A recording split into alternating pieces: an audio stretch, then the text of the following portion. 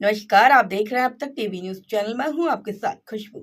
बरेली की इज्जत नगर railway station के सामने स्थित काली माता मंदिर में ब्रज रूप मेमोरियल सुर संगम सेवा चैरिटेबल ट्रस्ट द्वारा होली के उपलक्ष्य में होली मिलन समारोह एवं सांस्कृतिक कार्यक्रम का आयोजन किया गया।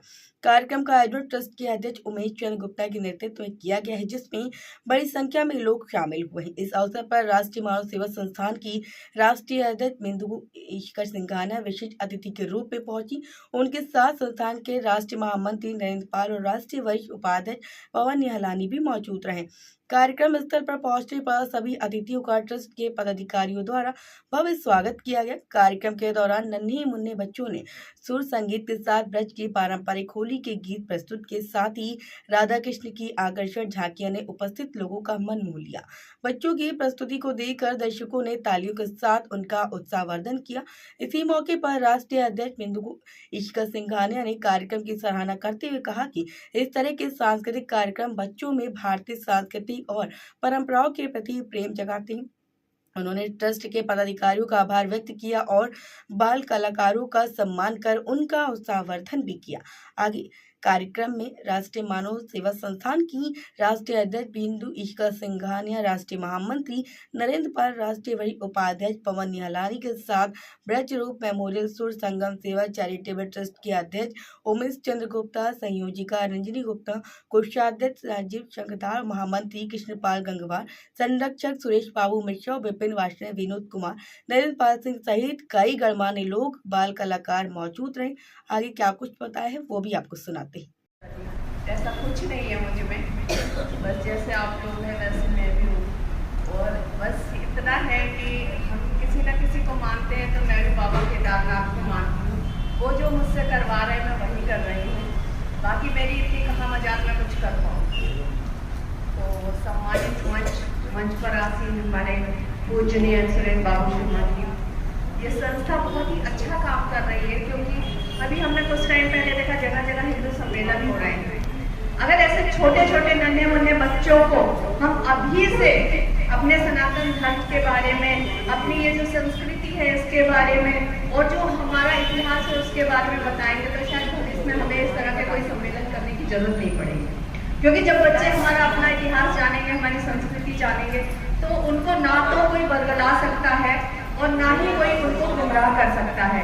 तो हमारी ये जो बगिया के फूल हैं, ये अपनी जो खुशबू से उस बगिया को महकाएंगे और हम लोग इन पे नाच कर सकते हैं।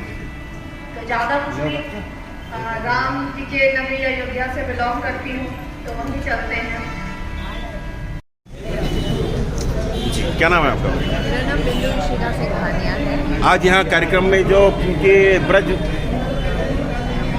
ब्रज रूप मेमोरियल सुर संगम की तरफ से कार्यक्रम हुआ, उसमें आपको उपस्थित होना, क्या कहेंगे आप? ब्रज रूप मेमोरियल सुर संगम चैरिटेबल ट्रस्ट, यहाँ जो है इसके जो अध्यक्ष हैं उमेश कुमार गुप्ता जी, उनको मैं बहुत बहुत साधुवाद और हृदय तरफ से आभार व्यक्त करना चाहूँगी।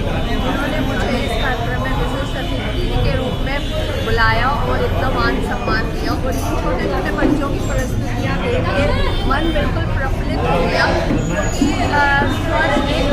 स्वर साधना एक ऐसा शास्त्र है जिसके माध्यम से हम अपने जीवन की बड़ी से बड़ी परेशानियों को में हल कर सकते हैं, और स्वर साधना से हम अपने जीवन में आने वाली सभी घटनाओं को दूर भी कर सकते हैं। तो ये बच्चे जो है आज होली मिलन समारोह और सांस्कृतिक प्रोग्राम के तहत इन बच्चों ने बहुत सुंदर सुंदर होली गीत प्रस्तुत किए।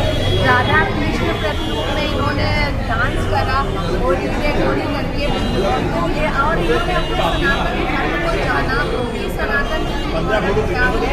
और तो इस तरह से संस्था जो एक अच्छी काम कर रही है, बहुत अच्छा कर रही है, सनातन धर्म को दिखाने का काम कर रही है। जो बच्चे जिन्हें अपनी संस्कृति और सभ्यता के बारे में जब बचपन से मालूम होगा, शुरू से मालूम होगा, तभी ये जो है बच्चे आगे में कुछ कर पाएंगे और इन्हें कोई भी गलत रास्ते पे नहीं डाल सकता। जैसे अभी का जो माहौल है उसमें एक शब्द चल रहा है जहाँ तो ऐसे बच्चों को बरगलाया जाता है, छोटी बातों का प्रलोभन दिया जाता है। तो ये बच्चे करने वाले बच्चे कोमल बच्चे इन पर जैसे भाव लगेगी वैसे ही आकार देंगे। अगर ये अपने जड़ से जुड़े रहेंगे और ये इन्हें कोई भी व्यक्ति बता नहीं सकता है और ये संस्कृति और सभ्यता की जड़ों से मजबूत करेंगे।